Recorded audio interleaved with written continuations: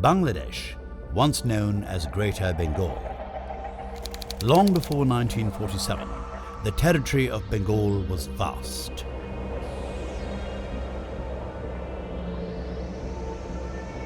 The advancement of civilization in Bengal dates back 4 millennia.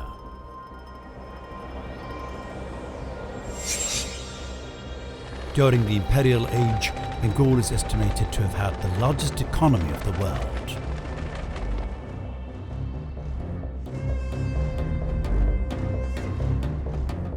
They were controlling a quarter of the world's wealth.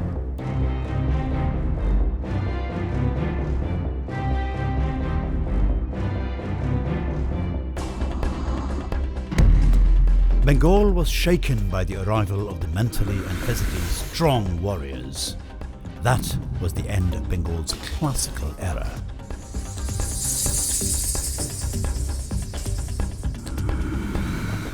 With the message of Islam began the journey of Bakhtiyar Khilji in Bengal.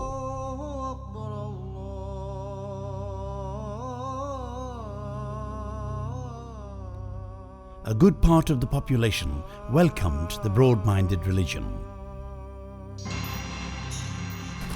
The great religious scholar Hazrat Shah Jalal had begun propagating Islam in the region, albeit moderately.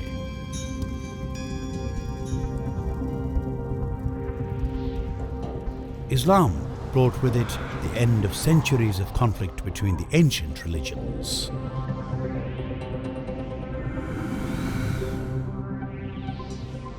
A secular Bengal began to develop peacefully.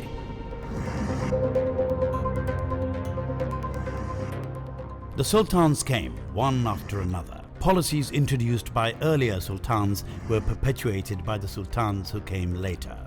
200 years passed this way. Scholars of other religions were allowed to speak out in the court of Barbak Sultan Shah.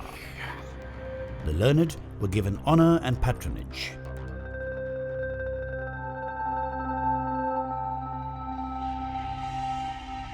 With the death of the Sultan came the advent of a modern but cunning people. The intention of Portuguese East India Company in Bengal was to do business and spread their religion, Christianity. Theirs was a frightening trade, that of enslaving men and women living in coastal areas and riversides, and then selling the slaves.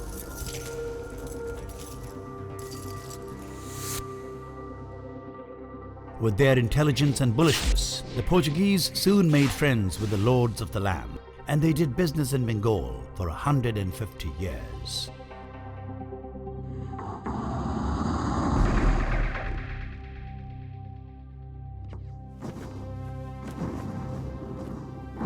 The oppression by the Portuguese and their collaborators gradually enraged the common people. Unhappy with the situation, Qasim Khan destroyed the biggest base of the Portuguese East India Company, which was in Hooghly.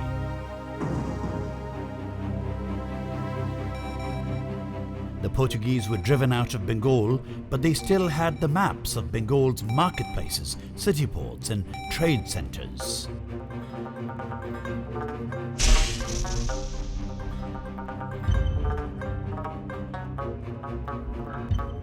One by one, the selfish Europeans built their bases along Bengal. But the only ones to survive until the end were the British East India Company. Besides business, the East India Company had some far-reaching goals. Willing to help them achieve their unsavory goals was Mir Jafar Ali Khan, a close relative and the commander-in-chief of Bengal's independent Nawab, Siraj-ud-Dawla. Taking a bribe of £40 million, Mir Jafar Ali Khan provoked a war between the Nawab and the East India Company. Nawab Siraj-ud-Dawla lost the war. In 1765, the Mughal Emperor Ali Gauhar allowed the British to collect taxes from Bengal. They grabbed the chance to rule Bengal instead. To increase the export of cloth made in British mills, the East India Company terrorized the Bengali textile weavers. They even cut off the thumbs that wove the wonder cloth muslin. They illegally stocked up wheat, rice and grains in their warehouses in order to provoke a shortage in the market. To meet the wheat demands of the whole of India, a third of Bengal's population was pushed toward certain death. An artificial famine had been introduced. The lease price of farmland was raised tenfold. Landlords were in trouble. In their fight for survival, hungry peasants began to sell their wives and daughters.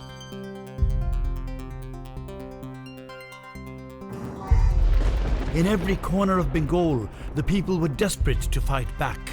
In the 18th century, even monks were fighting the British. The struggle was intensified by Devi Chaudhurani and Bhobani Pathak. A ferocious attack by Fakir Majnu Shah left the British frustrated, and their hold over North Bengal crumbled.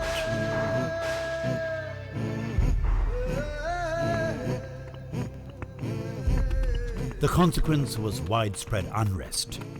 In August of 1782, Chakma revolutionary leader Ramu Khan overthrew a British garrison. Mohsinuddin Ahmed Dudunia had European indigo factories burnt to ashes. At the same time, the simple peasants also united in revolt and took up their bows and arrows to wage a bloody war against the British lords.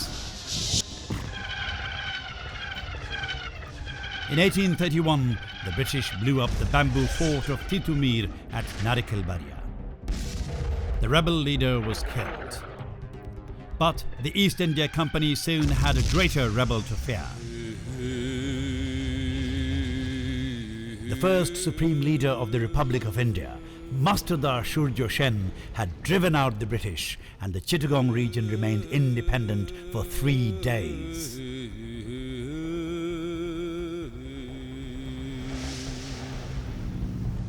Inspired by the armed revolution of Mastardar Shurjo Sen, Subhash Chandra Bose made a master plan to attack the British across the whole of India. But the plan did not see the light of success. For 1,000 years, the soil of Bengal had been plundered by Afghans, Mughals, the Portuguese, and the English, all in the name of religion, trade, and culture. These simple, peace-loving people took beatings over and over again, protesting on numerous occasions, only to remain in the grip of subservience. Why? Because the support of the masses was missing. In 1947, the British divided the land based on religion and gave birth to a country of 2 incompatible nations. The selfish needs of others led to the fragmentation of the pristine land of Bengal.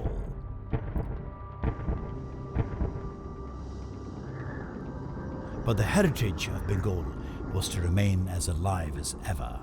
The guardians of Bengal were preparing to strike back.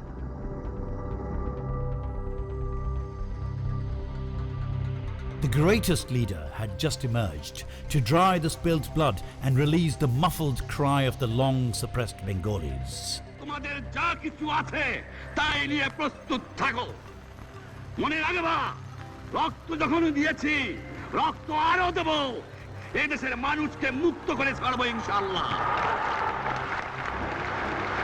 এবারে সংগ্রাম আমাদের মুক্তির সংগ্রাম এবারে সংগ্রাম স্বাধীনতার সংগ্রাম বাংলা জয় বাংলা আমার দেশ তোমার দেশ আমার দেশ তোমার দেশ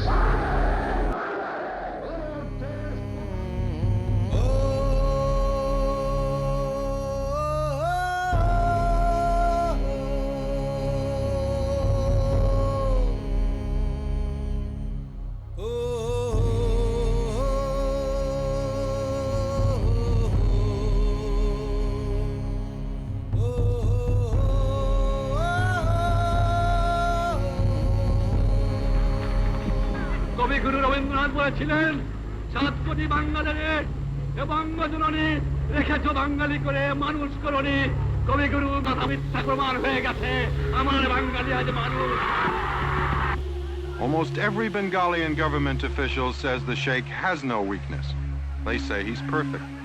Almost everybody in Bangladesh says this, and genuinely seems to believe it. A few weeks ago, it was suggested that Bangladesh would not accept any aid from America.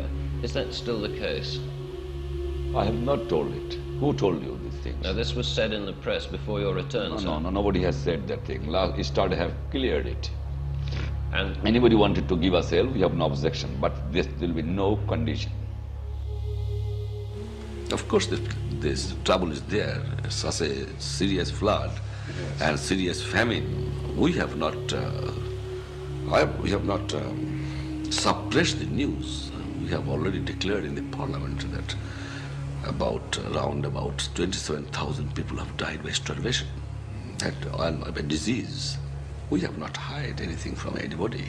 Hindu ভাই খ্রিস্টান ভাই বৌদ্ধ ভাইদের বলি তোমাদের উপর এতদিন যে অত্যাচার মাঝে মাঝে হয়েছে সে আমি জানি ভবিষ্যতে সে অত্যাচার হবে না মুসলমানের যে অধিকার এই দেশের হিন্দু খ্রিস্টান বৌদ্ধ সেই অধিকার এই বাংলার মাটিতে হবে আপনি চাকরি করেন আপনার মায়না দেয় ওই গরিব কৃষক আপনার মায়না দেয় ওই গরিব শ্রমিক আপনার সংসার চলে ওই টাকায় আমি গাড়ি চলি ওই টাকায় ওদের সম্মান করে কথা বলেন ওদের ইজ্জত করে কথা বলেন ওরাই মালিক ওদের সংসারই চলে এ বেটা কোত্থেকে আসলি সরকারি কর্মচারীকে বলবো মনে রেখো এ স্বাধীন দেশ ব্রিটিশ কলোনি নয় পাকিস্তানি কলোনি নয় যে লোককে দেখবা তার চেহারা দেখো বাবার মতো তোমার ভাইয়ের মতো ওর পরিশ্রমের পয়সা ওরাই হবে সম্মান বেশি পাবে কারণ ওরা নিজে কামাই করে খায় A devastated country.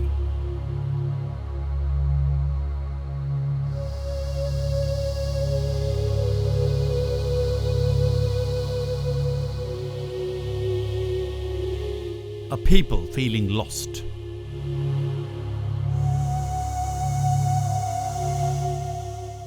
A final attempt to turn around the nation that has lost its character.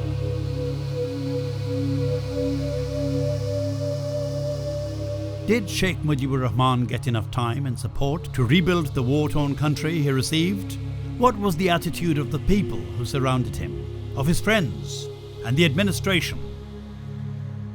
Proclaim a bold objective that within a decade, no child will go to bed hungry, that no family will fear for its next day's bread, and that no human being's future and capacities will be stunted by malnutrition. Many of these children died because they couldn't get milk. Last year, the United Nations in Dhaka stopped feeding starving children a powder made from milk and soya beans simply because the common market countries had bought up all American soya bean stocks to use as cattle feed. And yet the EEC Council of Ministers haggled for months before releasing a miserable £63 million as relief aid, an eighth of what they had promised to 25 hungry countries, of which Bangladesh is but one. And incidentally, many of these children died because they found it impossible to eat what they got from the much-ballyhooed World Food Conference. Nothing but platitudes. After spending most of his life fighting to establish democracy, this man, with the support of his people, made the country independent.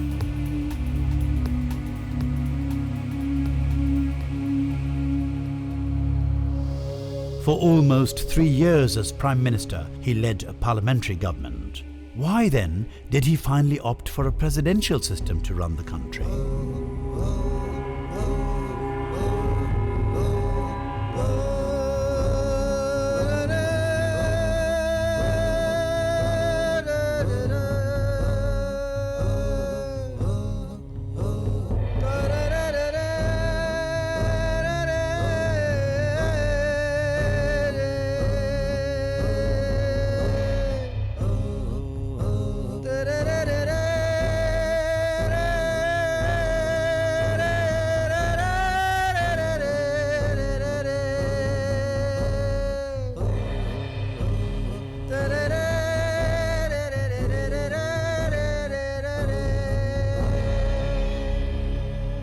During its 200 years of rule in India, the British government put most of its attention, spent most of its money, and lost most of its soldiers here in Bengal. The Bengalis played a leading role in expelling the British from India. The British government took revenge by dividing the region in 1947. India was supposed to be divided into 3 countries according to geographical location, history, and heritage: Hindustan, Pakistan, and undivided Bengal. Undivided Bengal was divided, and East Bengal became East Pakistan under the ridiculous Lahore Resolution. West Pakistan never cared to implement any of the written proposals, but East Bengal took its rights by force in 1971 at the cost of the blood of millions of its people. Navigating through history, he came to know that undivided Bengal was once so wealthy that any businessman from Murshidabad in Bengal was rich enough to purchase a whole city in England if he wanted to. That nation was now living in poverty. It was in March that the call to break the chain of millennia-long Bengali subservience came. And it was on the 17th of March 1920 that the saviour of our nation, the Bangabandhu, Sheikh Mujibur Rahman, was born. His father, Sheikh Lutfur Rahman, and his mother, Saira Begum, affectionately called him Khoka. His maternal grandfather, Sheikh Abdulaziz, gave him the name of Sheikh Mujibur Rahman. The education of Sheikh Mujibur Rahman began with private lessons. In 1927, he was admitted to Gimadanga Primary School, but frequent illnesses kept the boy from going to school. His father's frantic efforts to assure the boy's recovery brought back health to Mujib's life. In 1937, his father had Mujib admitted to Gopalganj Mission School, and at the same time hired private tutors to coach the lad at home. His primary level home tutor, Qazi Abdul Hamid, was the first to get Sheikh Mujib interested in politics. Because many of the books of revolutionists had been stopped by the Britishers. I have read Marx, I have read before that this French Revolution, I have read the movement of the Shaniyat Shen, I have read the Middle East movements, I have read the American independence, I have read this Lend's Revolution, we have read many books. Together with Mujib, he founded the Muslim Care Association, thus planting in a fertile mind the seed of desire to serve the country. The person who helped the seed to germinate and slowly become a tree was Hussain Shahid Surawardi, an important leader in the subcontinent and a man of sharp intellect and wisdom. When Mujib was in the 7th grade, Surawardi made an entry about him in his notebook. During a visit to Gopalganj Mission School in 1938, the boy's posture and boldness caught the attention of the great leader. Surawardi wrote down the boy's name and address. This was Mujib's beginning. The whole world knows the end. Mujib's father, Sheikh Lutfur Rahman, did not object to the boy's doing politics as long as he did not neglect his studies. The father simply used to say, sincerity of purpose and honesty of purpose. At the time, the Kolkata Islamia College was the meeting point of Bengali-speaking student activists. In 1942, Sheikh Mujibur Rahman took admission as an intermediate student in the humanities faculty of Kolkata Islamia College. Mujib was the communicative type. It didn't take him long to become very popular. At the age of 22, Sheikh Mujib married his paternal cousin, Begum Fazilatun Nisa, fondly called Renu by the family. Begum Fazilatun Nisa was 12 at the time. The marriage ceremony was held publicly with the usual rituals in 1942. The pair subsequently became the happy parents of 2 daughters, Sheikh Hasina and Sheikh Rehana, and 3 sons, Sheikh Kamal, Sheikh Jamal, and Sheikh Rezaul.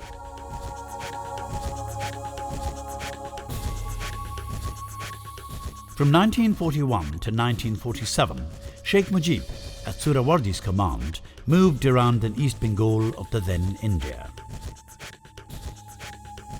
Surawardi had made it his business to pull the landowners out of their posh living rooms and make them take part in the lives of the common people. And Sheikh Mujib was his exclusive partner in this mission. The young leader immediately witnessed centralized politics and factioning, the business of politics and politics in business, artificial famines, partition and ravaging of the country. The 27th of March 1947, Begum Fazilatun Nisa gives birth to her first child, Sheikh Hasina. In a family standing under political threat all the time, Hashu, as Sheikh Hasina was called at home, became a great support to her mother. At times she was a playmate to her siblings, at other times their guardian, and when it came to talking to their father, she was the spokesperson. At a time of Hindu-Muslim riots, the young father's eagerness to see his daughter's face had to be suppressed for quite a while. At the time, there was no one to raise awareness among the Muslims. They were poverty-stricken and superstitious, living under the oppression of wealthy landowners. Most of the people were illiterate. Bengali seemed to be the language of the poor.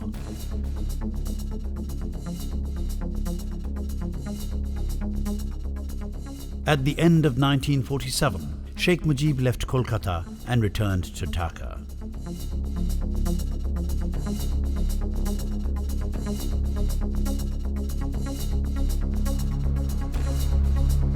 The 4th of January 1948, Dhaka University, with 14 founder members, the East Pakistan Muslim Students' League was formed. This league was to play a vital role in the 1952 language movement. On the 8th of January 1948, a delegation from the Muslim Students' League went to see Governor-General Khwaja Nazimuddin to demand that Bengali be given the status of state language. The team was led by Sheikh Mujib. The struggle to establish Bengali as a state language started in 1948. On the 2nd of March, student leader Sheikh Mujibur Rahman proposed to a student gathering in Fazlul Haq Hall that an all-party state language movement council be formed.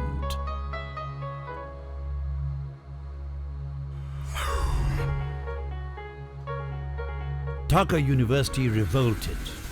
A general strike was called right away. A huge procession was brought out by the students.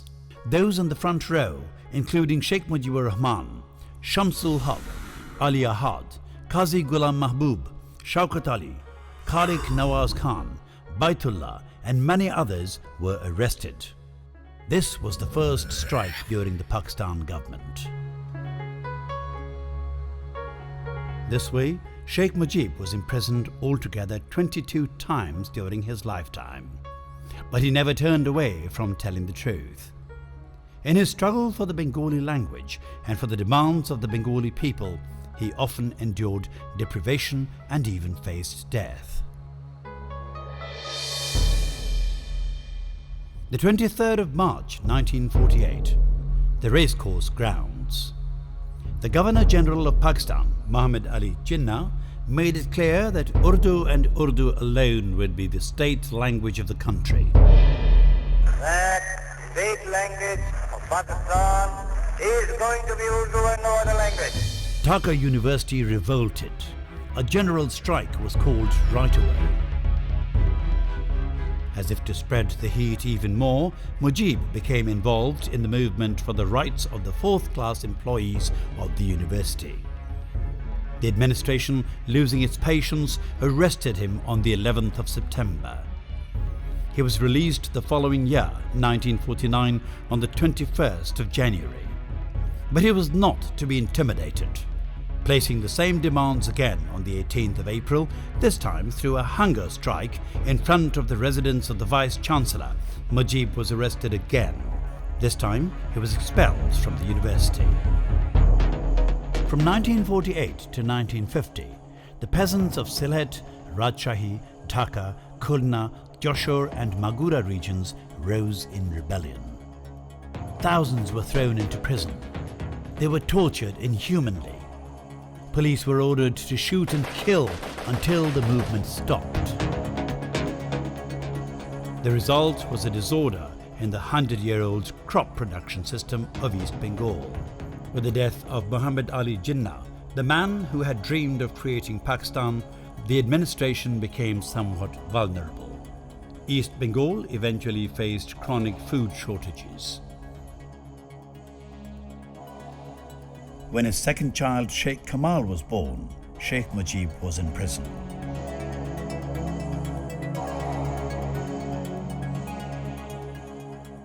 In January 1950, nearly 4 million Hindus left for India.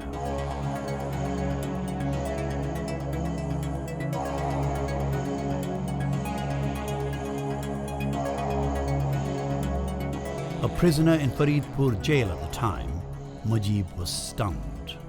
The jailers gave him tragic news from across the country. With imprisoned Mujib as Joint General Secretary, the East Pakistan Awami Muslim League was born. At the end of June 1949, Sheikh Mujibur Rahman, the Joint General Secretary of the newly formed Awami Muslim League, was released from prison. The newly formed league called for a rally on October 11th of the same year. The field at Armanitola overflowed with crowds. Maulana Bhashani roared, "Down with the oppressive regime." Sheikh Mujib said, "End the food crisis or face our movement." A huge procession came out, led by Mujib and Bhashani. The police intervened. Bhashani and Shamsul Haq were arrested.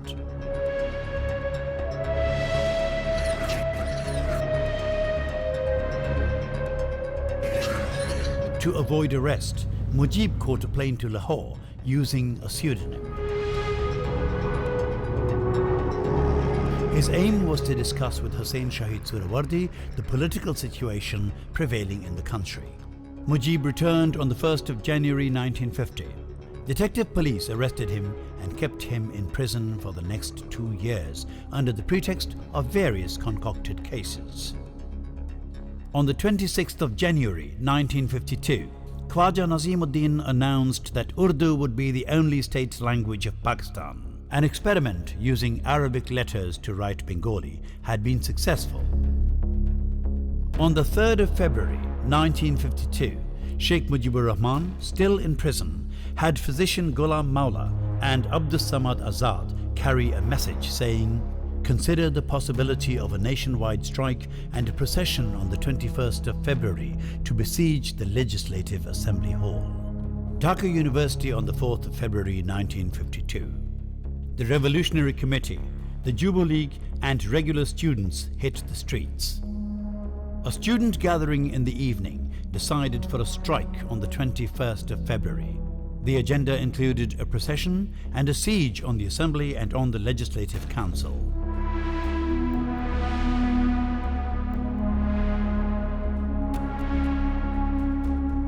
"16th of February 1952. Mujib launched a hunger strike in prison. He had already been unwell, and his health deteriorated due to the hunger strike. The prison authorities took him to Dhaka Medical College Hospital and later transferred him to Faridpur.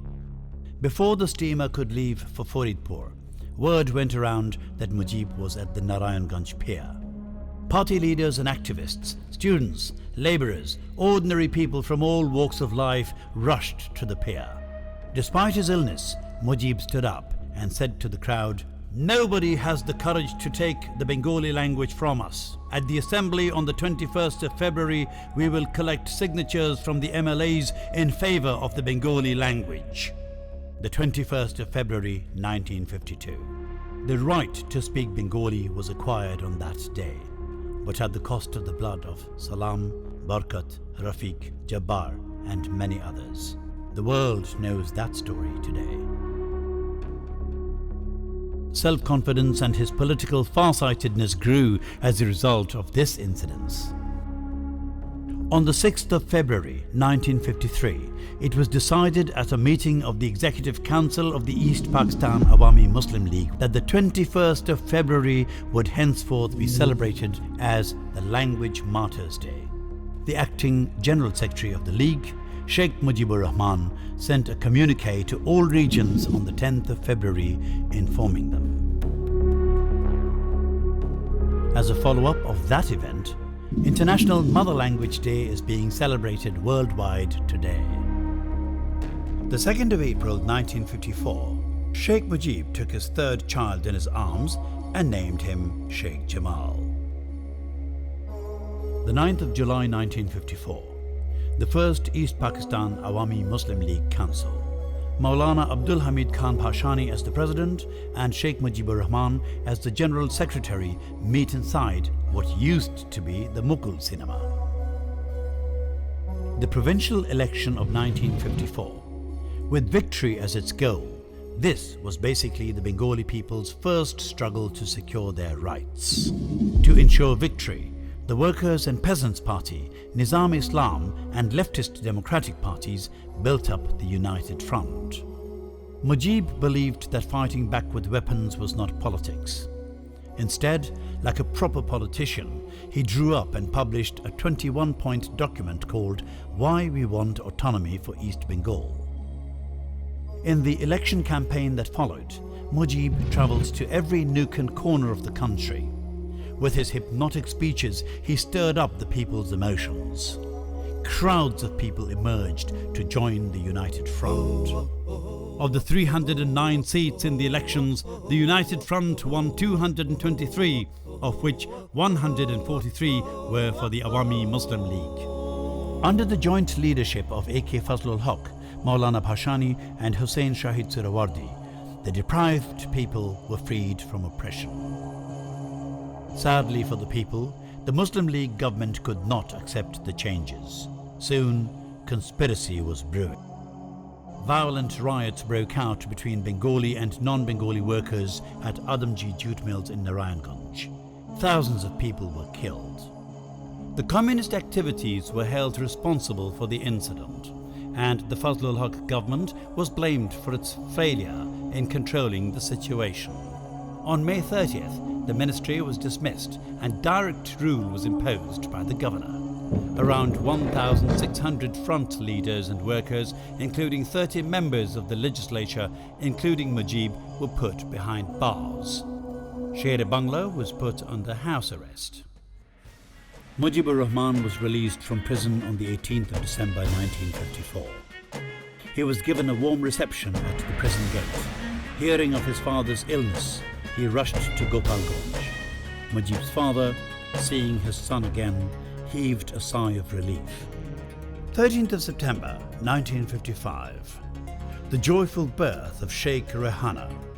At the time, her father was busy with the activities of his political party.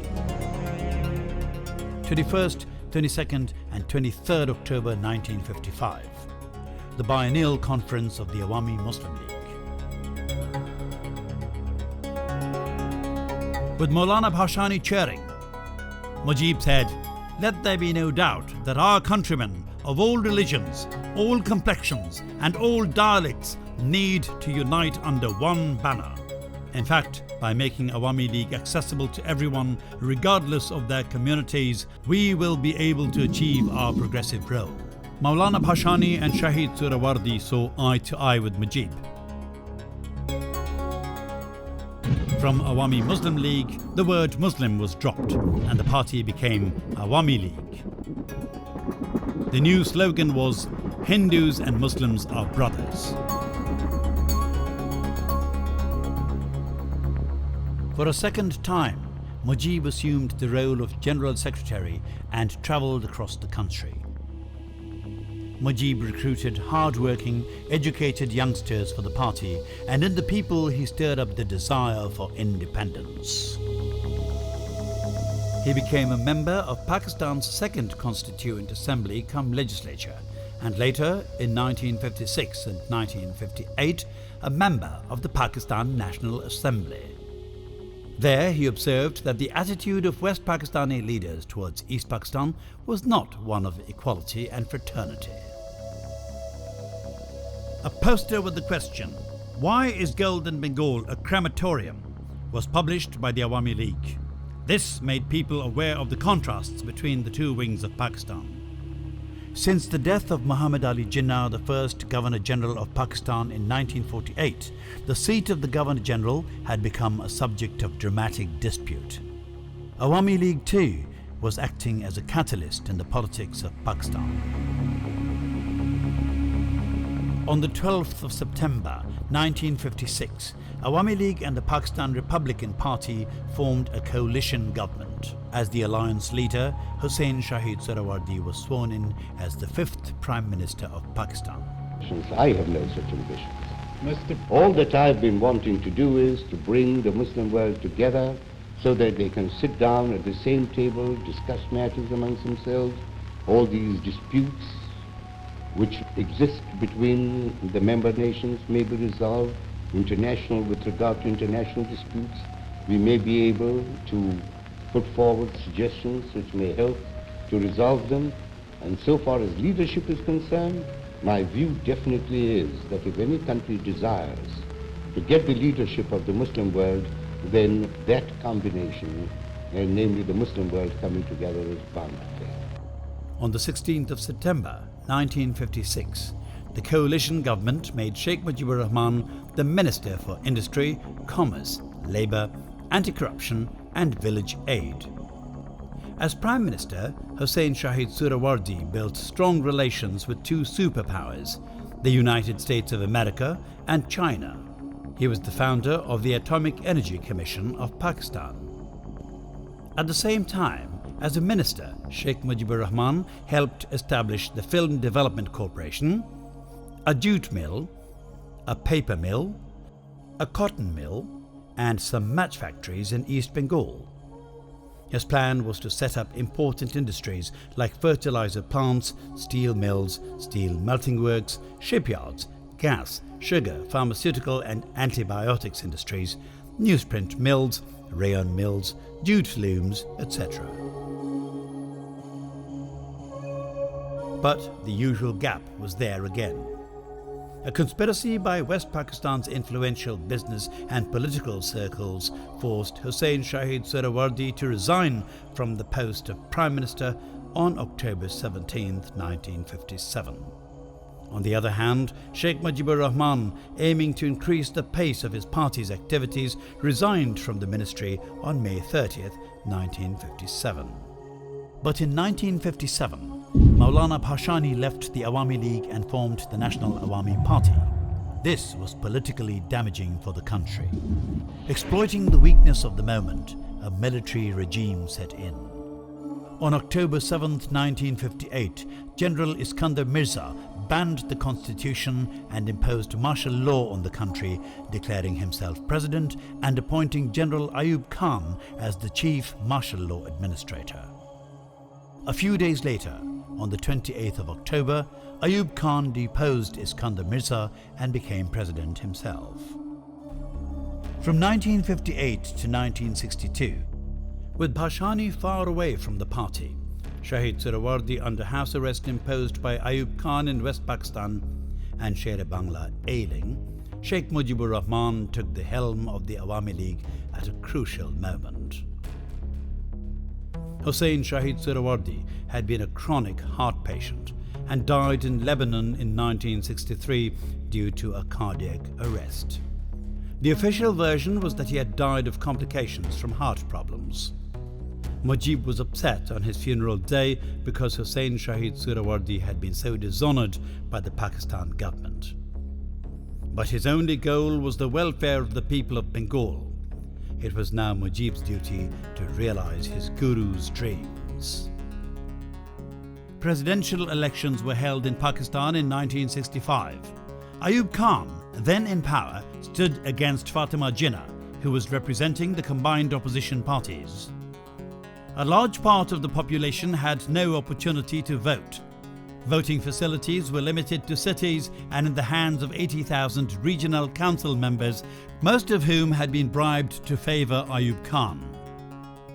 Even though the position of the opposition in the election campaign was strong, 64% of the votes went to Ayub Khan, who assumed power again. Following that election, Mujib reiterated his demand that all adult citizens be given the right to vote. In the riskiest period of Mujib's political career, his youngest son, Sheikh Rezaul, was born. Rezaul always clung to his father as though he was afraid someone may steal him from the child. In his lifetime, most of the time I passed in jail. And young age was very much shock to him. And he was very much attached to me for this reason. When he was 15 months time, I went to jail. I was about 3 years. Again, after 1.5 years, I went to jail. For this reason, the young boy is very much attached to me. He feels that he can lost his father again.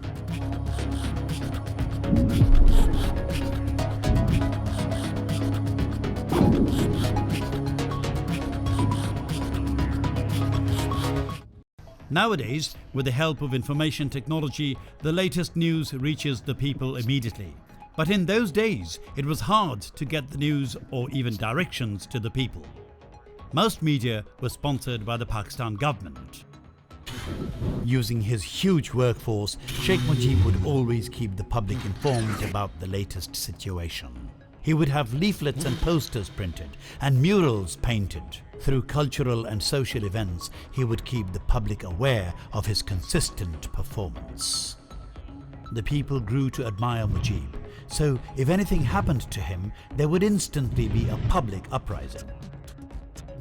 The Pakistan government's acts of imprisoning leaders, preventing rallies and attempting assassinations all failed. Mujib became East Bengal's only symbol of hope. Mujib raised the issue of the independence of Bengal with the Pakistan government.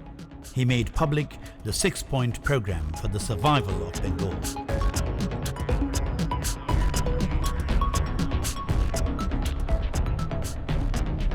Unfairness had given birth to the 6-point proposal. From the onset, the government in West Pakistan had deprived East Pakistan economically. To secure the rights of his people, Mujib had no option but to go for a tough movement. Pakistani politics was in the hands of reactionaries who opposed the economic well-being of East Pakistan. They even banned the songs of Rabindranath Tagore on radio and television. This group started tarnishing the image of Mujib by doing anti-propaganda against him. Dhaka, on the 19th of March 1966. In his closing speech at the Pakistan Muslim League convention, President Ayub Khan threatened with a civil war. On the same day, Sheikh Mujib said on the Polton grounds, "No threat can keep the people of Bengal away from their 6-point demands." To present the 6 points to the people of Bengal, Mujib travelled extensively within the country. His popularity hit the sky. The military rulers could not live with that. They arrested Mujib. The nuclear scientist M.A. Wajid Mia married Sheikh Hasina on 17th November 1967. Sheikh Mujib could not attend the wedding. He was a political prisoner. Mujib was kept in a dark, isolated cell for almost 2 years, and he was mentally tortured. Then a case was filed, the state versus Sheikh Mujib and others.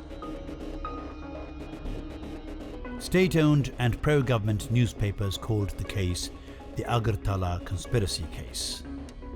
The papers claimed that India was using Mujib to destroy Pakistan. Students were unable to call for Mujib's release. Ayub Khan and Munaim Khan had government-sponsored militants called the National Students' Federation infiltrate every university to suppress the students. Seeing Sheikh Mujib's predicament, the US expatriate Awami League support group collected funds and sent the famous lawyer Thomas William to operate in East Pakistan. The case proceedings slowed down, but Ayub Khan was determined to see Mujib hang. Sheikh Mujib had no choice but to seek the people's help. A journalist secretly carried a message to Tangail. In it, Mujib wrote to Maulana Bhashani, "Big danger, keep the capital agitated." Bhashani said, "Mujib needs me, I have to listen. The government is surely conspiring to hang them." The next day, the Maulana was already in the capital. Politics became rough. Processions hit the streets in and out of Dhaka. Police clashed with EPR members. Curfews, shooting, and death all around. January 20th, 1969. Police shot dead Amanullah Muhammad Asaduzzaman, one of the prominent leaders of the Students' Revolutionary Council. The whole country went up in flames.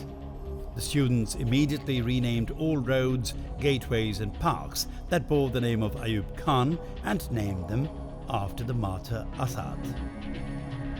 Processions carried dead bodies. Funerals were attended by millions. The government feared an attack on the cantonment. There was mass anger. The whole country cried out in unison, "Release Sheikh Mujib, withdraw the false case." Ayub Khan decided to meet with the leaders of the opposition to announce a state of emergency. Awami League leaders said they would attend the meeting only if Sheikh Mujib and all the other political leaders were released first. Protesting the killings and oppression in East Pakistan, strikes were called in the West Pakistani cities of Karachi, Rawalpindi, Hyderabad, Lahore, Multan, Peshawar, Layalpur and Sialkot. Even there, they demanded the release of Sheikh Mujib.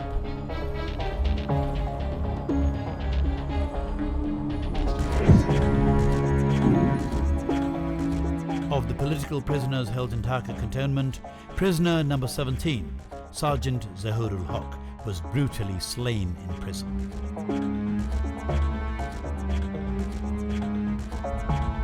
The people presumed that Mujib would soon be killed in the same manner. Furious crowds burnt down the house of Justice S Rahman, who was chairing the Agartala Conspiracy Tribunal. They also set ablaze the houses of State Minister for Communication Sultan Ahmed and Public Prosecutor Manzoor Kadir, who was the government attorney for the Agartala case. 22nd of February 1969. The Agartala case was suddenly withdrawn and all the prisoners, including Mujib, were set free. And this new freedom inspired Mujib to create the concept of a free Bangladesh.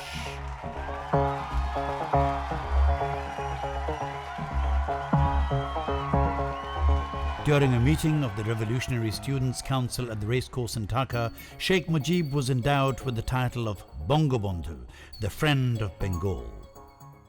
On the stage, Sheikh Mujib said, "I can face a jail sentence for revolting, but I cannot betray the love of my people." March the 6th, 1969. Crowds of people near Rawalpindi airport. People of all ages came to get a glimpse of the Bangabandhu. The elderly were using walking sticks. "We want to see Sheikh Sahab," they said. The 10th of March, 1969.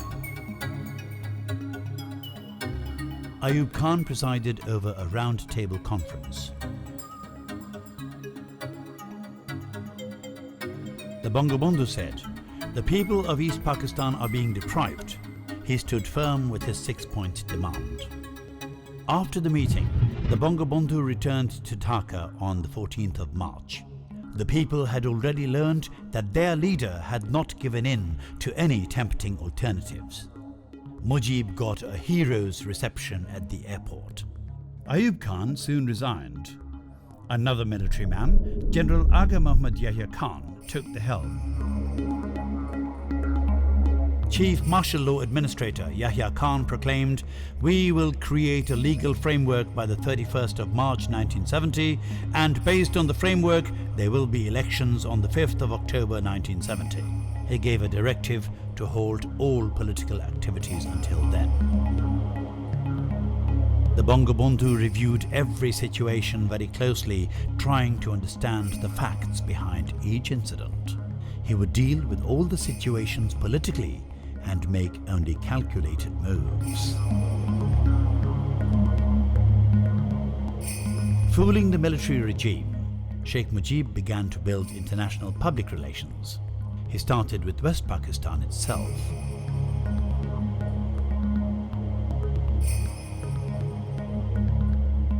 In London, Britons and West Pakistanis alike streamed to the airport. Flower petals rained down on the Bangabandhu's shoulders. The VIP lounge at the airport was covered with flowers.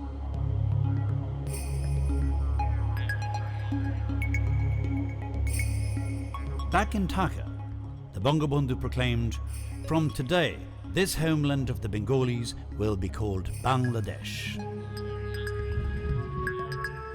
November 13th, 1970. A cyclone placed in Category 3 of the Simpson scale hit the southern part of the then East Pakistan. Nearly 500,000 people lost their lives. Despite the appalling number of deaths, the Pakistan government hardly took any effective action. But the Bangabandhu, with his party leaders and activists, stood by his people. The first general election in the history of Pakistan was a result of East Pakistan's 23-year struggle. They were ready to break the 1,000-year-old chains that bound them. With his boat symbol, the hero of Bengal's movement for freedom started campaigning with the help of his huge army of activists. It seemed that the people had already set the target and the intention of the election.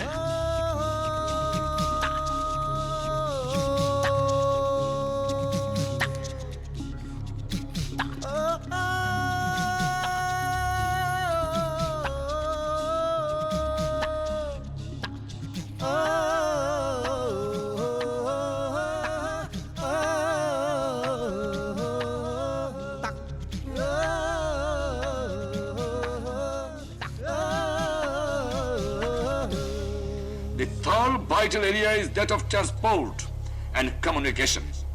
The highest priority is accorded by us to the construction of a bridge over the river Jamuna to enable direct communication to and from North Bengal. Bridges should also be developed over different points on river Indus in Sindh and the Punjab, over the Buriganga, Shitalakha and Karnafuli. The development of ports, both seaports and inland river ports, and also roads and railways, must be accorded the highest priority. No investment is as vital for the healthy development of our society than investment in education. It is an alarming fact the number of primary schools in Bengal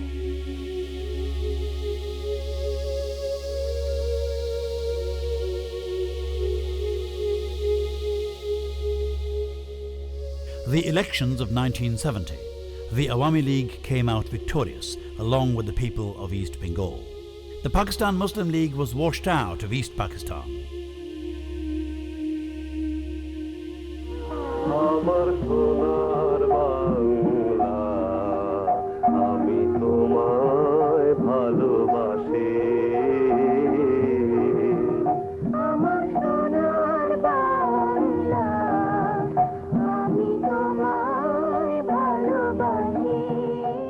Sheikh Mujibur felt that this song by poet Rabindranath Tagore should be the people's national anthem.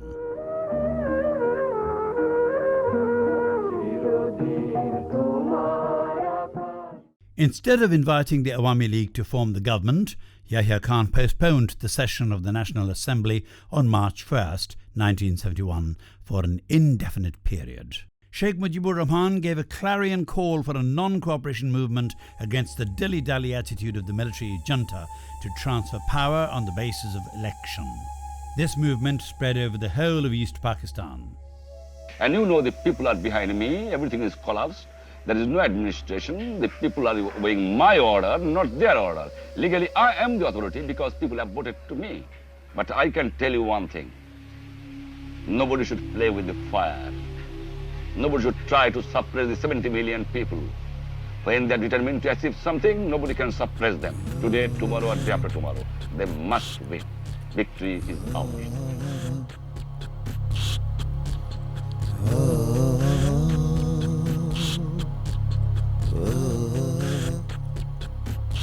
The residence of the Bangabandhu at Dhanmondi Road number 32.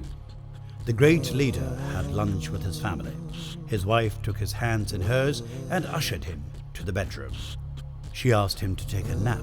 She caressed his hair and said, In front of you are the people, and behind you there are guns pointing at you.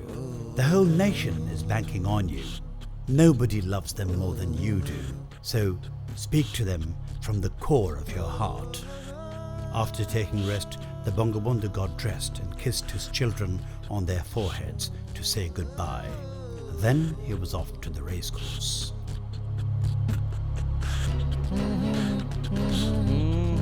The racecourse. The people of Bengal, waiting for instructions. The speech of the 7th of March was extraordinary, unparalleled. He asked 5 questions. কি অন্যায় করেছিলাম, কি পেলাম আমরা, অনেক আগে বলেছে কিসের আসতেছি, তার সঙ্গে বসবো, যারা আমার মানুষের বুকে রক্ত নিয়েছে তাদের সঙ্গে বসবো। He warned Yahya Khan. Assembly call করেছেন, আমার দাবি মানতে হবে। প্রথম, সামরিক আইন মার্শাল ল উইথড্র করতে হবে। সমস্ত সামরিক বাহিনীর লোকদের ব্যারাকে ফেরত দিতে হবে। যেভাবে হত্যা করা হয়েছে তার তদন্ত করতে হবে, আর জনগণের প্রতিনিধির কাছে ক্ষমতা হস্তান্তর করতে হবে। তারপরে বিবেচনা করে দেখব আমরা অ্যাসেম্বলিতে বসতে পারবো কি পারবো না। Even at that tense moment, he gave the right message of hope. তোমরা আমার ভাই, তোমরা ব্যারাকে থাকো, কেউ তোমাদের কিছু বলবে না, কিন্তু আর আমার বুকের উপর গুলি চালাবার চেষ্টা করো না, ভালো হবে না। 7 কোটি মানুষকে দাবা রাখতে পারবো না। At the end of his speech, he announced, মনে রাখবা, রক্ত যখন দিয়েছি, রক্ত আরো দেব, এই দেশের মানুষকে মুক্ত করে ছাড়বো ইনশাআল্লাহ। এবারে সংগ্রাম আমাদের মুক্তির সংগ্রাম, এবারে সংগ্রাম স্বাধীনতার সংগ্রাম। জয় Bangla.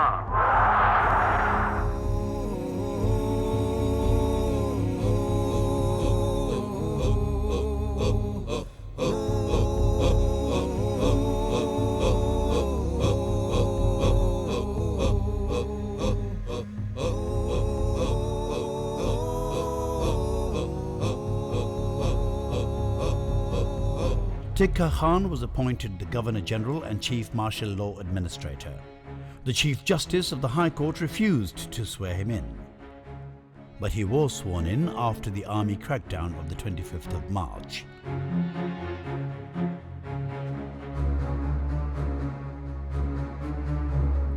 Yahya Khan flew to Dhaka with an unacceptable proposal.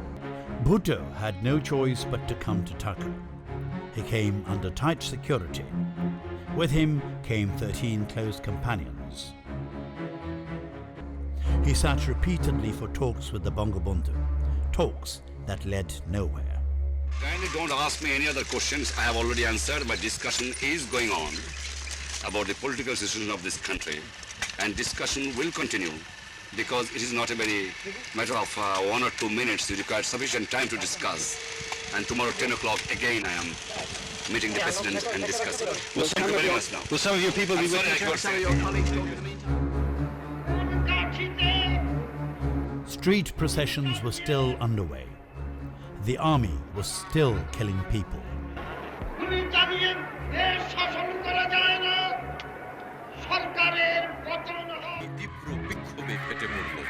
Dhaka হয়ে উঠল মিছিলের নগরী।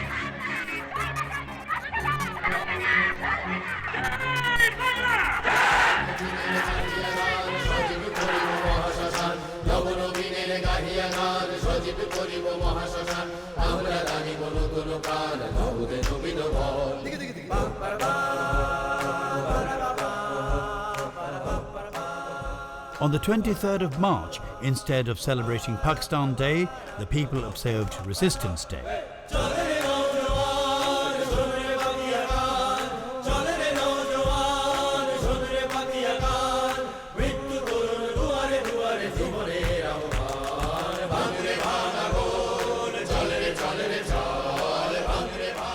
At the residence of the Bangabandhu, the first proposed flag of independent Bengal was hoisted.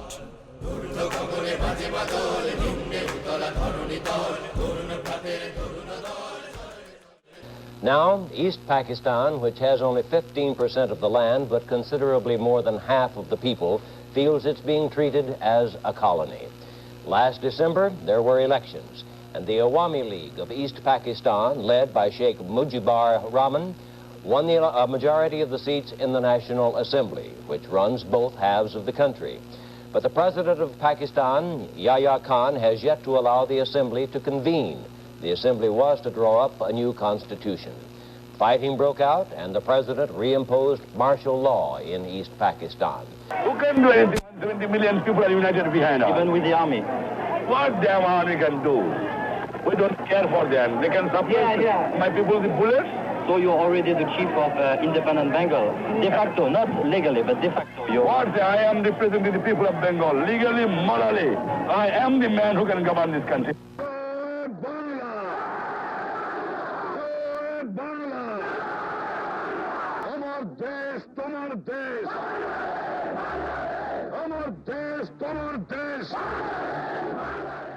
In the morning of the 25th of March, Yahya and Bhutto held a 55-minute meeting. At the end of the meeting, they said the autonomy Sheikh Mujib sought was more than autonomy. They went back to West Pakistan, taking the other Pakistani leaders with them.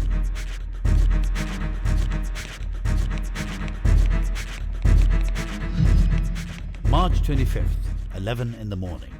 General Tikka Khan's instructions reached the General Commanding Officer of Dhaka Cantonment, Major General Khadim Hussain.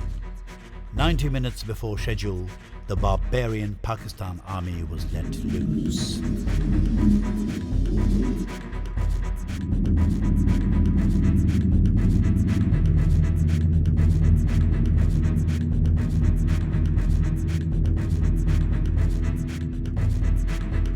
A group of soldiers surrounded the Intercontinental Hotel so that foreign journalists could not come out.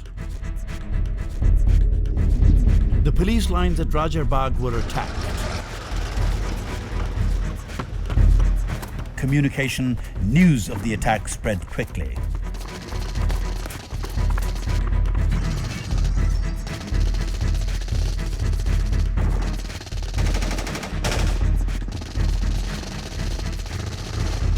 The East Pakistan regiment at Pilkhana was attacked. Bengali soldiers were butchered. Lieutenant Colonel Z.A. Khan of the Pakistan Army took with him a tank, an APC, and 6 truckloads of soldiers to surround the home of Sheikh Mujibur Rahman at Dhanmondi. The Bangabandhu was arrested.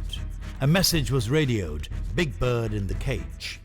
Just then, from an unknown location, the pre-recorded voice of the Bangabandhu, infiltrating specific waves of Radio Pakistan, declared the independence of Bangladesh.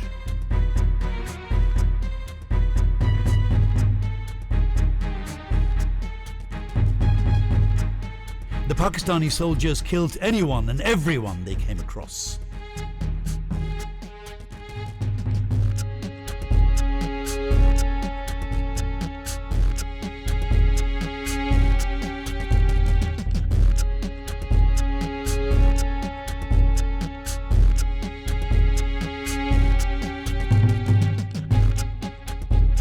On March 26th, for 20 minutes starting 2 o'clock and 10 minutes in the afternoon, M.A. Hannan, the General Secretary of the Chittagong Awami League, read out the Declaration of Independence. At 7:40 in the evening, a young Bengali major repeated the announcement at Chittagong Kalurghat transmission station. It was read out in Bengali and then in English. The first interim government of Bangladesh was formed, with Bangabandhu Sheikh Mujibur Rahman as the president.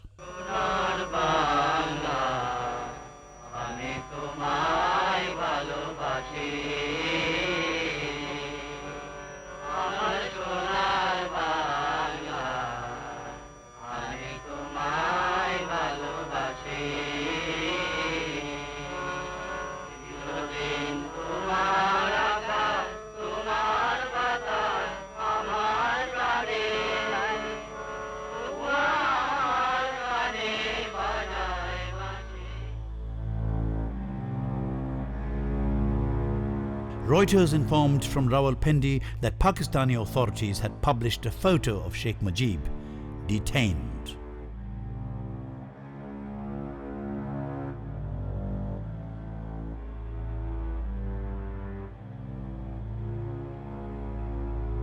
Talking of his wife, the Bangabandhu always said, "Without Renu's inspiration, courage and support, I never could have achieved the welfare of the nation." That Renu is helpless today. To save her life, she has to take her family and seek shelter in different places in Dhaka. She cannot go to her village home in Gopalganj.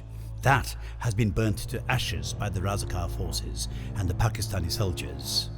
On the 12th of May 1971, Begum Mujib, along with the family, was arrested from her shelter in Mogbazar.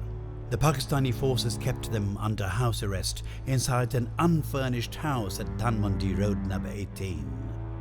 With her husband imprisoned in Pakistan, her daughter in her 5th month of pregnancy, her 2 sons fighting the War of Independence, and her ailing parents-in-law in hospital, with gunfights echoing in all corners of the country, Begum Mujib was fighting her own war.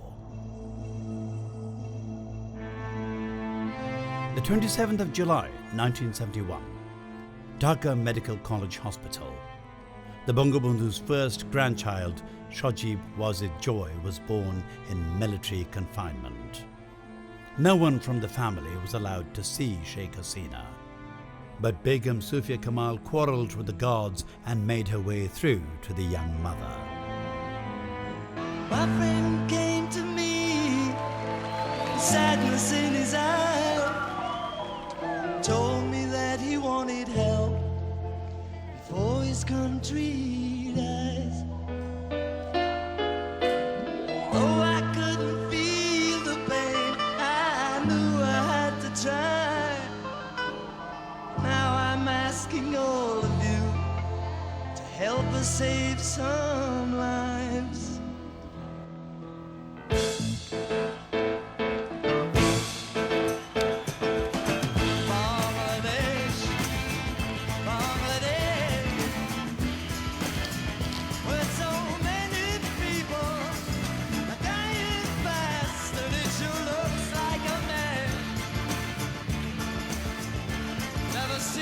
Such distress.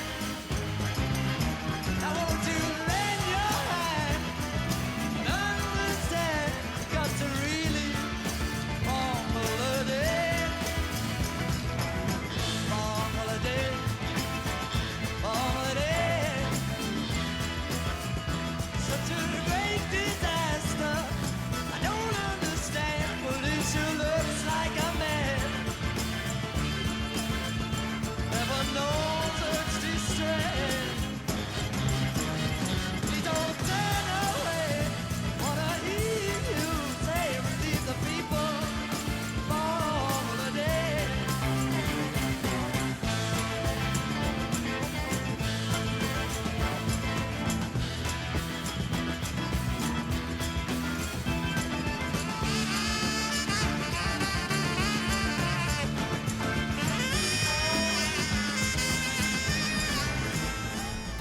Meanwhile, President Yahya Khan was feeding foreign journalists with a bunch of lies.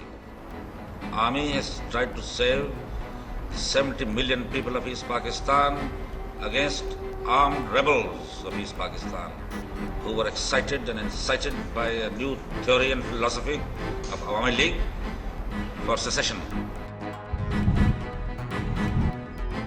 The 4th of December 1971, Rawalpindi. A farcical course awarded Sheikh Mujib the death sentence. Meanwhile, the continuous attacks of the freedom fighters and their ally, the Indian Army, disconcerted the Pakistan Army.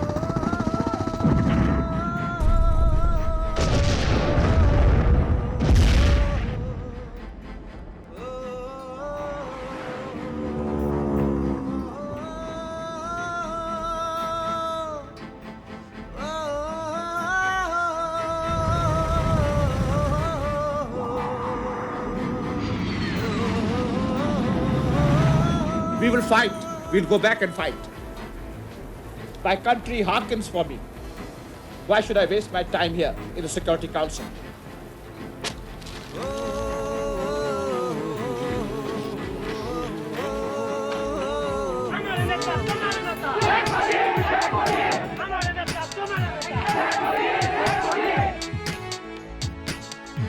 December 16, 1971.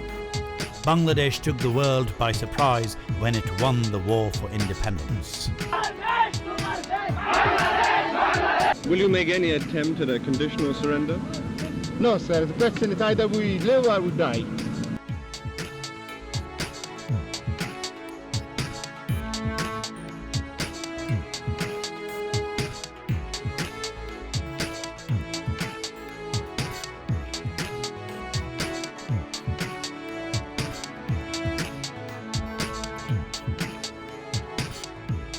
On the 22nd of December 1971, the provisional government moved to an independent Bangladesh.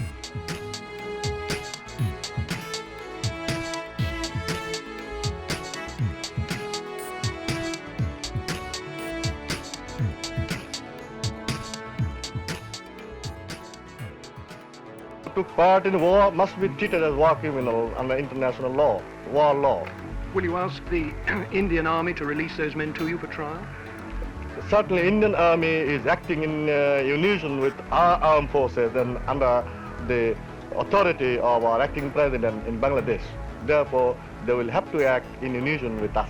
How many people do you expect to put on trial? It's very difficult to say. We will not be going for witch hunting, but then the crimes against humanity must be brought to book. With this...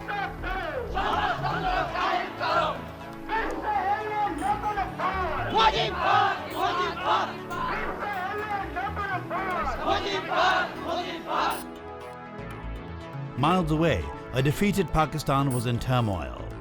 The inhuman brute Yahya Khan resigned from office and Zulfikar Ali Bhutto became the fourth president of Pakistan. The world put Zulfikar Ali Bhutto under pressure to release Sheikh Mujibur Rahman. The Bangabandhu was set free and sent to London.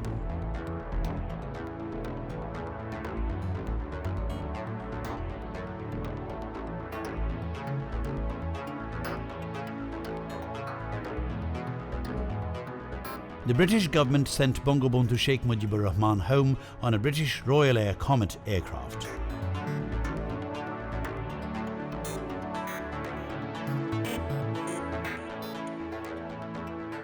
During a stopover in Cyprus, Mujib was given a warm reception by the country's President Makarios. The next destination was Delhi.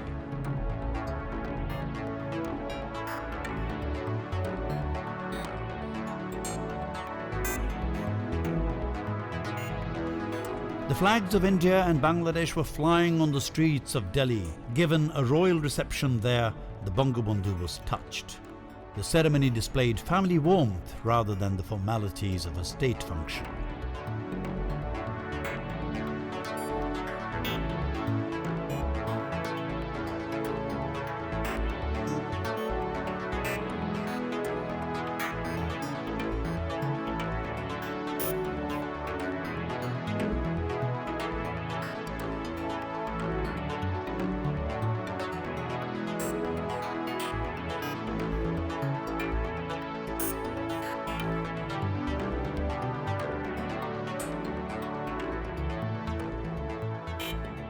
हमने यहाँ भारत में भी 3 वादे किए थे अपनी जनता से। पहले ये कि जो शरणार्थी यहाँ आए हैं वो सब वापस जाएंगे। दूसरा ये कि हम हर तरह से मुक्ति वाहिनी की सहायता करेंगे, बांग्लादेश के लोगों की मदद करेंगे। और तीसरे कि शेख साहब को हम जरूर छुड़वाएंगे जेल से। हमने भी अपने 3 वादे पूरे किए हैं। Prime minister Shrimati Gandhi, ladies and gentlemen present,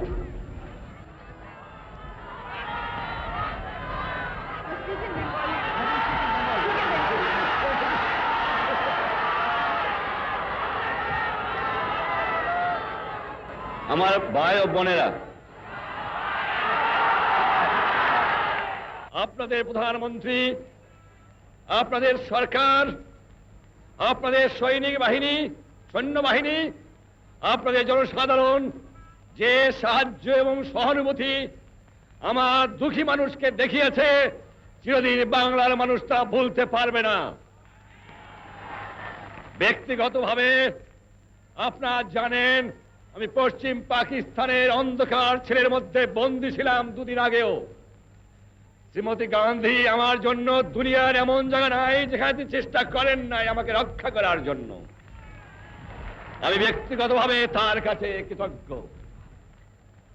আমার ৬-৭ কোটি মানুষ ব্যক্তিগতভাবে তার কাছে এবং তার সরকারের কাছে কৃতজ্ঞ। আমার জনসাধারণ ভারতবর্ষের জনসাধারণের কাছে কৃতজ্ঞ।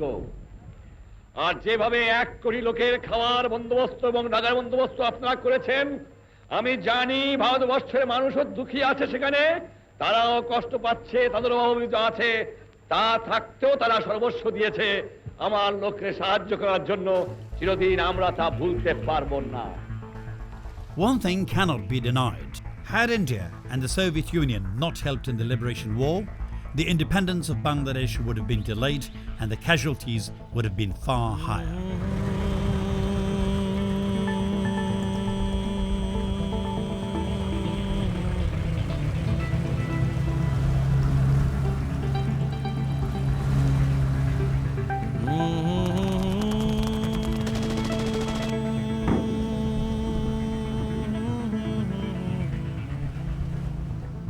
The 10th of January 1972.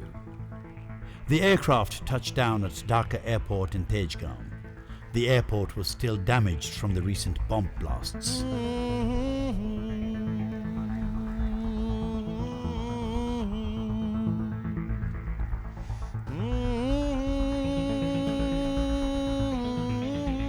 The drive from Tejgaon Airport to the racecourse. Multitudes waiting for the father of the nation.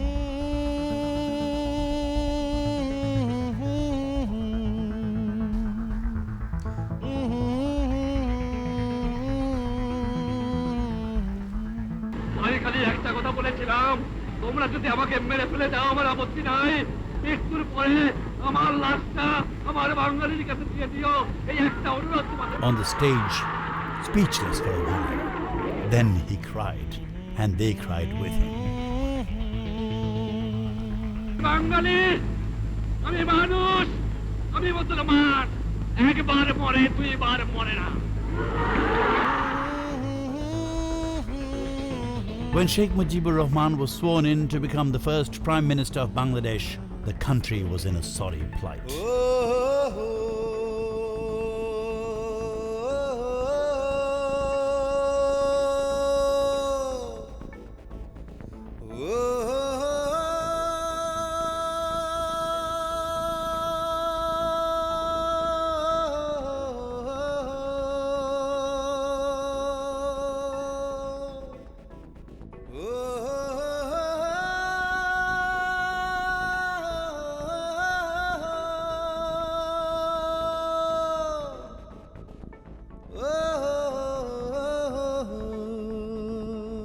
আরো 2 মাস লাগতো কি 3 মাস লাগতো স্বাধীন হতে, তো তোমরা যুদ্ধ করতে না?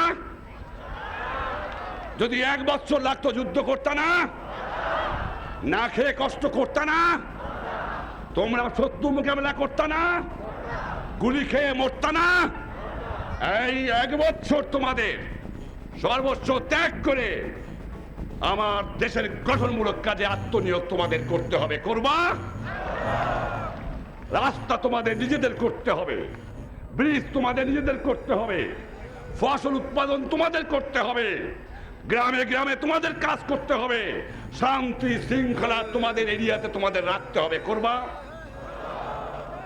আমি জানি তোমরা করবা। যখন আমি ছিলাম না, তখন যখন আমার কথা মতো তোমরা করেছো, নিশ্চয়ই করবা। এ বিশ্বাস না থাকলে আমি বাঁচতে পারতাম না। Before the law enforcers could get properly organized, student groups were fighting one another, and soon the Students' League split up in 2. Arms were running free. No one would listen to anyone else. The law enforcement personnel could hardly contain the lack of discipline, the illegally armed forces, the extreme left-wing groups, or the anti-independence groups.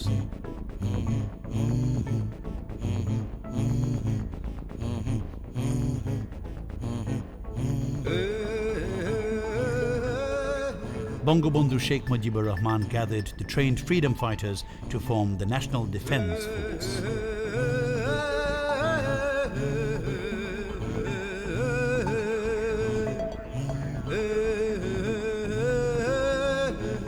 On the other hand, overly keen businessmen who, pretending to be patriots but speculating future profits, had given financial support during the 1970 elections, started pestering Sheikh Mujib and his new government with their personal requests. Too many people were asking for favours. The Bangabandhu tried to convince the people to place the country's interests before their own. On the 8th of December, the Bangabandhu received his first granddaughter. He named her Putul, Saima Wazid Putul. The father and architect of the nation, Bangabandhu Sheikh Mujibur Rahman, did not merely give his people an independent and sovereign state, but within 3 years he transformed Bangladesh from a war-torn state to one with a strong foundation to stand on. The foundation of almost every sector of Bangladesh was designed by his own hands.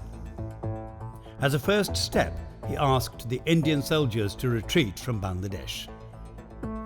It was a rare case of Allied forces withdrawing within just 3 months from a devastated area.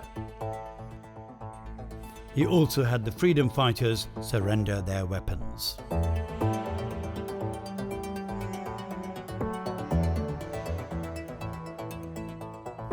The country's constitution was compiled in less than a year, setting an unprecedented example in history. He rehabilitated 10 million refugees, re-established all means of communication, restored the infrastructure, extended the system of education, banned all anti-Islamic activities including horse racing, gambling and alcohol consumption.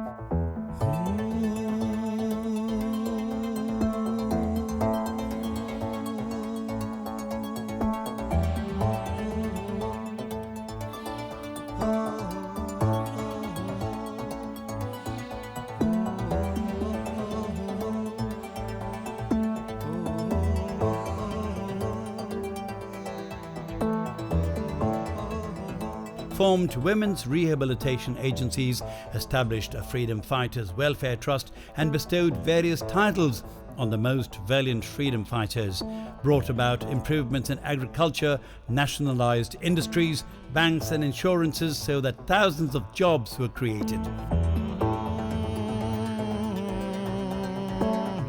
Strengthened the defense system and took all the necessary steps to develop the human resources of the country. During the Bangabandhu's time, 121 countries recognized Bangladesh. Mujib implacably applied the principles he had learned from his guru, Hussain Shahid Surawardi. Friendship to all, malice to none.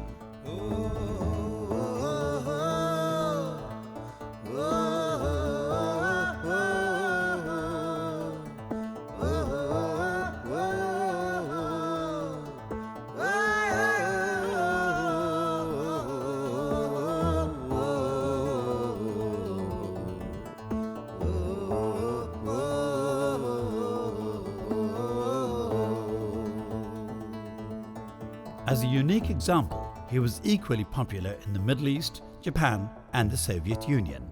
Demonstrating excellent foreign policy skills, he made Bangladesh a member of the United Nations, the Commonwealth, the Security Council and the Islamic bloc.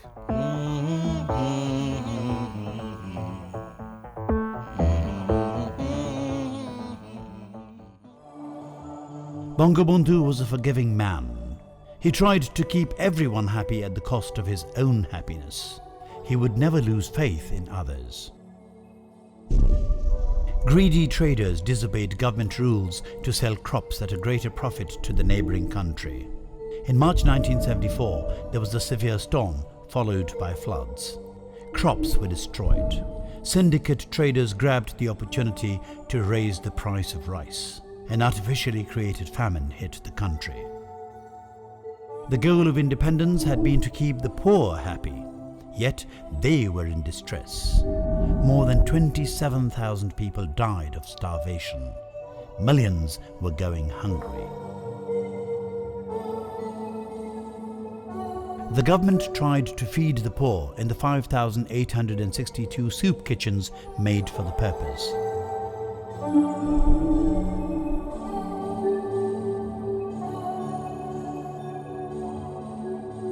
On May 31st, 1974, the Bangabandhu's mother, Saira Khatun, breathed her last.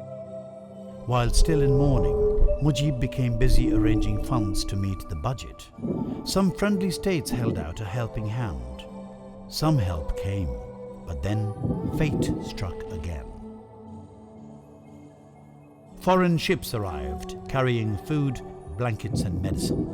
Some government officials, misguided leaders and unscrupulous traders began to plunder the relief goods. The little that made it to the hands of the poor was insufficient. In June 1974, under the policy known as USAID PL-480, ships laden with 400,000 tons of food grains headed for Bangladesh. But the ships did not arrive at the port of Chittagong because they were diverted to Bombay in India instead. It was a mistake, they said. Had the ships arrived in Bangladesh in time, many lives claimed by famine could have been saved. In the fiscal year 1974-75, the national production was 54,000 crore taka. This amount could not be reached a second time over the next 10 years. Calculating according to the Gross National Income Index, had the leadership of the Bangabandhu continued, the national income per capita in Bangladesh would have stood at $2,000 in 2001, and the net per capita income at $10,200. One would see the obstacles through which Sheikh Mujibur Rahman was steering the country if one could hear the speech he delivered at the military academy in Kumilla. তোমরা আদর্শ হওয়ান হও, সৎ পথে থেকো, মনে রেখো, মুখে হাসি বুকে বল তেজে ভরা মন, মানুষ হইতে হবে মানুষ যখন। মাঝে মাঝে আমরা অমানুষ হয়ে যাই। এত রক্ত দেওয়ার পরে যে স্বাধীনতা এনেছি, পরিত্রে পরিবর্তন অনেকের হয় নাই। এখনো ঘুষখোর, দুর্নীতিবাজ, চোরা কারবারি, মুনাফাখোরি বাংলার দুঃখী মানুষের জীবনকে অতিষ্ঠ করে তুলেছে। দীর্ঘ 3 বছর পর্যন্ত এদের আমি অনুরোধ করেছি, আবেদন করেছি, হুমকি দিয়েছি, ছোড়া নাহি শোনে ধর্মের কাহিনী। কিন্তু আর না, বাংলার মানুষের জন্য জীবনের যৌবন আমি কারাগারে কাটিয়ে দিয়েছি। এ মানুষের দুঃখ দেখলে আমি পাগল হয়ে যাই। দুঃখী মানুষ দিন ভরে পরিশ্রম করে, তাদের গায়ে কাপড় নাই, যাদের পেটে খাবার নাই, তাদের বাসস্থানে বন্দোবস্ত নাই, লক্ষ লক্ষ বেকার। পাকিস্তানিরা সর্বস্ব লুট করে নিয়ে গেছে, কাগজ ছাড়া আমার কাছে জন্য কিছু রেখে যায় নাই, বিদেশ থেকে ভিক্ষা করে আমাকে আনতে হয়। আর এই চোরের দল আমার দুঃখী মানুষের সর্বনাশ করে বা লুটতরাজ করে খায়। আমি শুধু এমার্জেন্সি দেই নাই, এবার আমি প্রতিজ্ঞা করেছি, যদি 25 বছর এই পাকিস্তানি জালেমদের মধ্যে জিন্না থেকে আরম্ভ করে গোলাম মোহাম্মদ, চৌধুরী মোহাম্মদ আলী, আইয়ুব খান, এরিয়া খানের মধ্যে বুকের পর টান করে সংগ্রাম করে থাকতে পারি, আর আমার 30 লক্ষ লোকের জীবন দিয়ে স্বাধীনতা অর্জন করতে পারি, তাহলে পারবো না? নিশ্চয়ই ইনশাআল্লাহ পারবো। এই বাংলার মাটির থেকে এই দুর্নীতিবাদ, এই ঘুষখোর, এই মুনাফাখোরি, এই চোরাচালানকে নির্মূল করতে হবে। আমিও প্রতিজ্ঞা নিয়েছি, তোমরাও প্রতিজ্ঞা নাও, বাংলার জনগণ প্রতিজ্ঞা গ্রহণ করো। He made a difficult decision. In order to save the country from strife, division and corruption, and thereby unite the people, he brought about the 4th Amendment to the Constitution and founded the National Party, Bakshal. Mujib took office as president on January 6, 1975. With Captain Mansoor Ali as prime minister, a 17-member assembly was formed.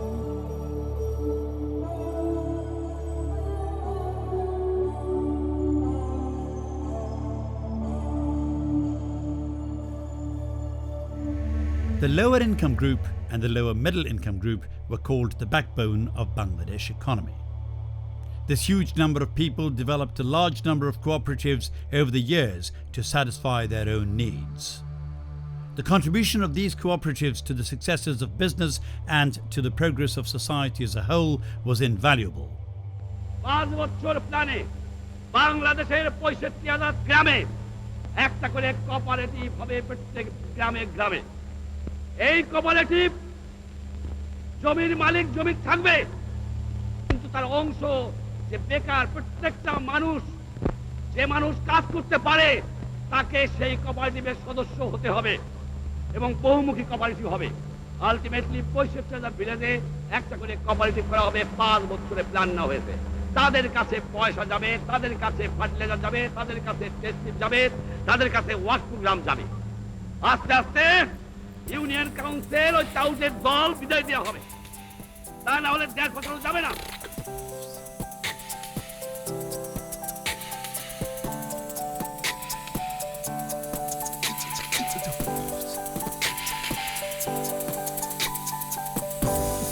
Journalists applied to join the single national party, Bakshal. 9 editors from different dailies and 100,000 fourth-class workers applied to join Bakshal. Sultana Ahmed Kuku, famous as the Golden Girl in East Pakistan Times, was Sheikh Kamal's classmate at Dhaka University. This athlete, the pride of the nation, married the Bangabandhu's eldest son, the freedom fighter Sheikh Kamal, on the 14th of July 1975. Sultana Kamal was the first athlete to win the blue title for Dhaka University. 3 days later came the wedding of Sheikh Jamal. The bride, Parveen Jamal Rosi, was the daughter of the Bangabandhu's younger sister, Khadija Hussain. The bride, a student of Badrunnisa College, was born in 1956.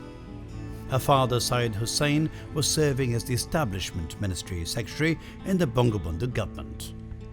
The wedding ceremonies of Sheikh Kamal and Sheikh Jamal were attended by dignitaries from home and abroad. The Bangabandhu deposited all the wedding gifts into the national treasury to be used for the welfare of the poor and needy. The 27th of July 1975, the 4th birthday of the Bangabandhu's oldest grandchild, Shawjeeb Wazid Joy, was celebrated at Dhanmandi Road number 32. 2 days later, the Bangabandhu's 2 grandchildren left for Europe with their parents. Together with them was Hasina's sister, Sheikh Rehana. Sheikh Mujib always followed the advice of his father, Sheikh Lutfur Rahman. On the 30th of March 1975, that father left his son forever. The whole country went into mourning. The director of the National Defence Force, A.N.M. Nuruzzaman, left for the United States.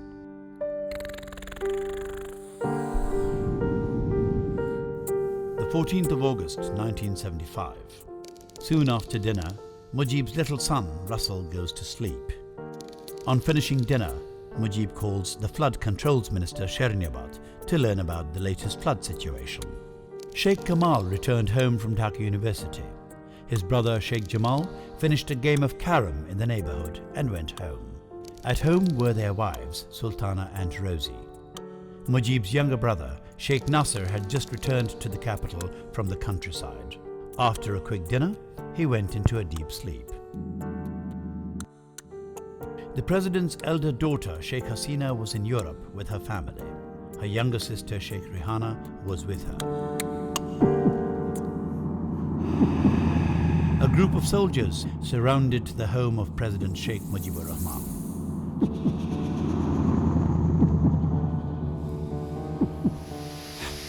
Another group of soldiers, led by Major Dalim, headed for the house of Minister Sherniabad at Minto Road. A third group of 25 to 30 army men, led by Risaldar Muslihuddin, surrounded Sheikh Fazlul Haq Muni's house on Road 23 in Dhanmandi, around 2 kilometers away from Sheikh Mujib's home. Any defence force attack coming from Sher Bangla Nagar or Savar would be encountered by Major Farooq. He was equipped with a T-54 tank from the Bengal Lancers. The tank had been a gift from Egypt to President Sheikh Mujib.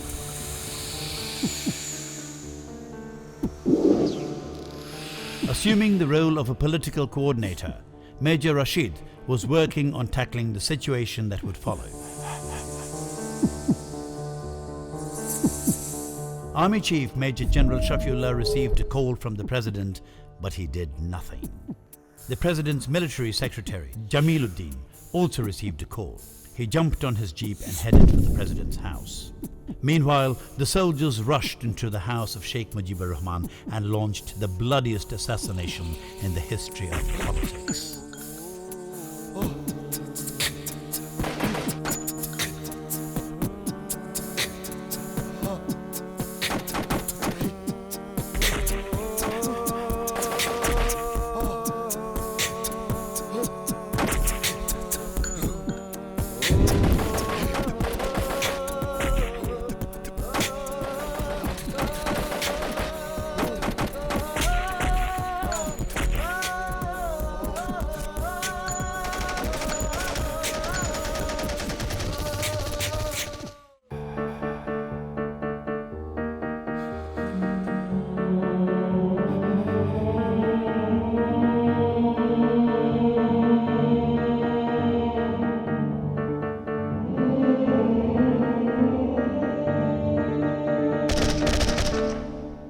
Bangabandhu's corpse was left lying on the staircase.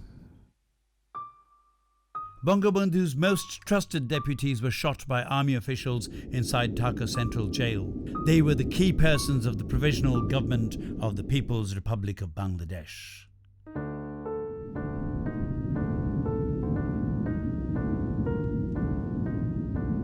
Maulana Abdul Hamid Khan Pashani often said to Bangabandhu Sheikh Mujibur Rahman, "To each his own religion." That secular Bangladesh was suddenly transformed into a fundamentalist state full of people who opposed the idea of independence from Pakistan. 220 years after the dramatic fall of Dawla at Polashi, Bengal was on the rise again, this time under the guidance of Sheikh Mujibur Rahman.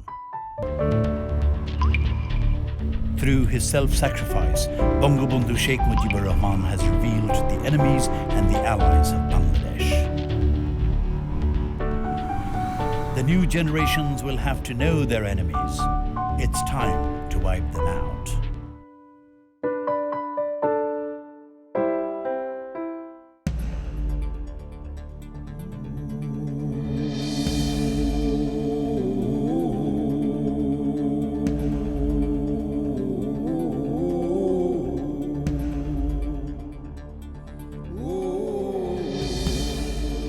Only our patriotism can take this country to the peak of its development. The greatest Bengali of all times, the father of the nation, Bangabandhu Sheikh Mujibur Rahman, has bestowed on us the sacred duty to build up the golden Bengal of his dreams. We will make his dream come true. We will win this war. Victory will be ours.